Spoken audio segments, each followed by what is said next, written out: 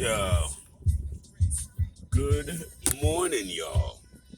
I hope you guys enjoyed last night's Candid Corner. Mr. Lou and I had a lot of fun on that one. You know what I mean? Talking about the Black College Football Hall of Fame inductees. Talking about that big three.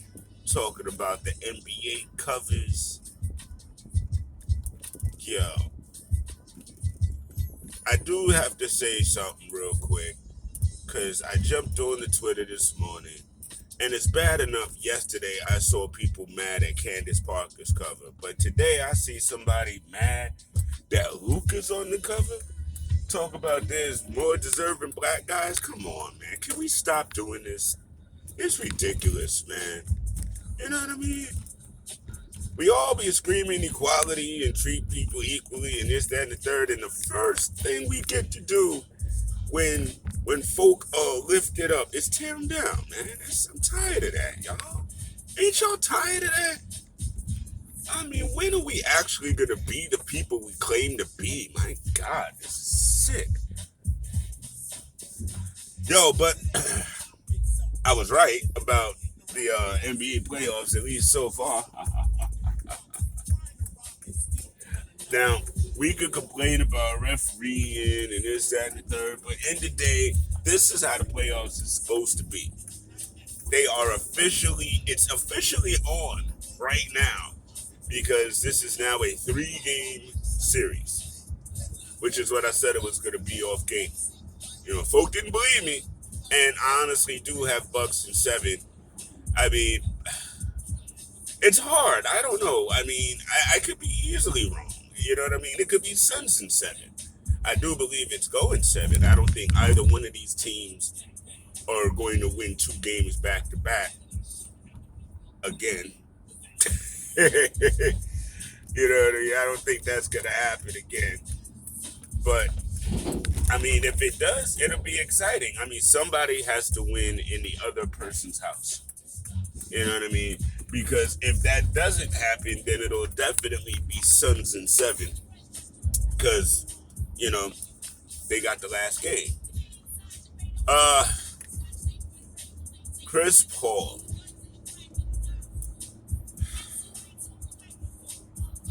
I don't want to kill him because of the turnovers. Because yes, you had 5 of the 17, but there was still 12 other turnovers from the rest of your squad last night. And I get that's the narrative folk want to run with. Oh, Chris Paul, is he gonna fold in the big moment? Because everybody is looking for agendas and headlines. You know what I mean? It's like, and I know this is weird for me saying it because I am a content creator, but I don't want to. Chris hit me up yesterday after a comment that I said about speculatory reporting. And he said, as content creators, that's what we do. And I'm like, well, you know what? To be honest, I don't really spend a lot of time speculating. I do a lot of observatory reporting. But I do recognize that, a certain amount of speculatory ideals and stuff like that, people like to hear that stuff and all that. I get it.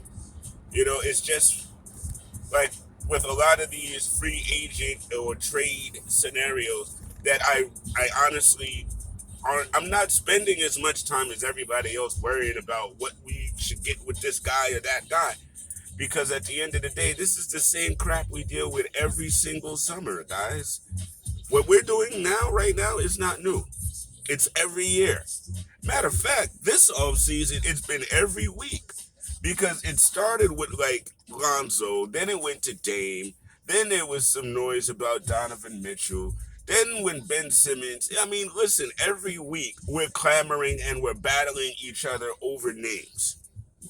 And that's why I said, listen, I'm kind of tired of it, I mean, but I know this is what we do. And I know that it's going to ramp up even more so like by next week and the week after. And I'm so excited about that. Uh, but at the end of the day, for me, when y'all hear what I'm talking about, and listen, will y'all stop using ageism? I am so sick of that. I'm not 90. Okay, I don't have old thinking and all that other old that a lot of y'all love to wrap your head around. Like, old equals experience. I speak based on like years and years and years and years and years and years and years of watching this freaking sport. You know what I mean? I didn't turn it on a couple of years ago and now I'm an expert. You know what I mean? I've been watching this thing for like 30 plus years. So when I talk about what I'm talking about, I'm using an overview of not just in the moment. You know, I mean, I'm not caught up in the moment. I'm really looking at downrange, long term, what are the best moves for my team? And I don't necessarily believe that, flash in the pan stuff or however you want to call it. I'm not disrespecting any player, so calm down.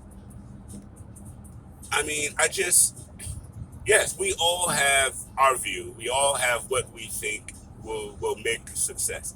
And folk may not agree with what I say, and that's absolutely fine on my part. I'm not mad. At the end of the day, I'm not going back in your DMs or anything like that. I'm just, so why y'all so mad at me? Because I don't agree with y'all. Okay? I mean, it's okay that I don't agree. It's okay that you don't agree. That to me, that's where we got to get to. Because all of this, yo, dude, I work during the day and y'all got me like arguing with y'all. Nah, I can't really be doing that.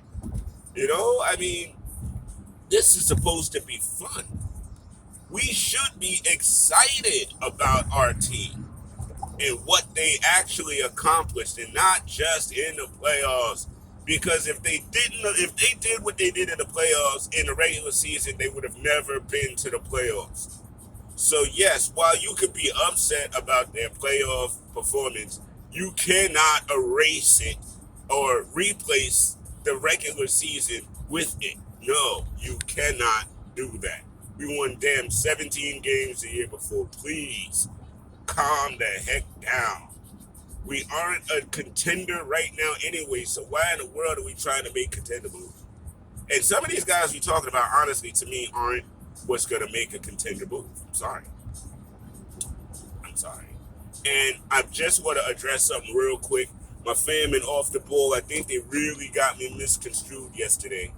Because again, folk get really, really emotional about players. I'm not emotional about players. I, I'm looking at an overall view.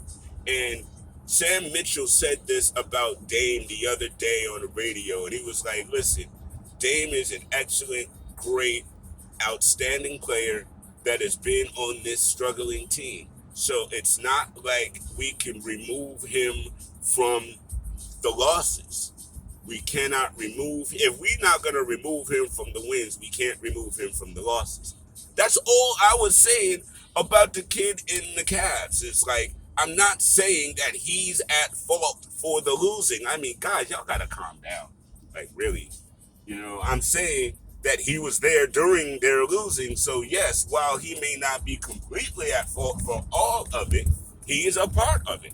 Just like if they were winning, would they say, oh, he's a part of this winning? Yes, they would, because he's there, he's on the team, and he's a part of the winning. So why in the world can't he be part of the losing too? I mean, that's just, to me, common sense. That's everybody on any team. Somebody threw at me Devin Booker. Yeah, Devin Booker was on the losing team for a while too. They hired a new coach, they got stuff together, and now they're winning. All right. If y'all believe that Colin Sexton is Devin Booker, cool.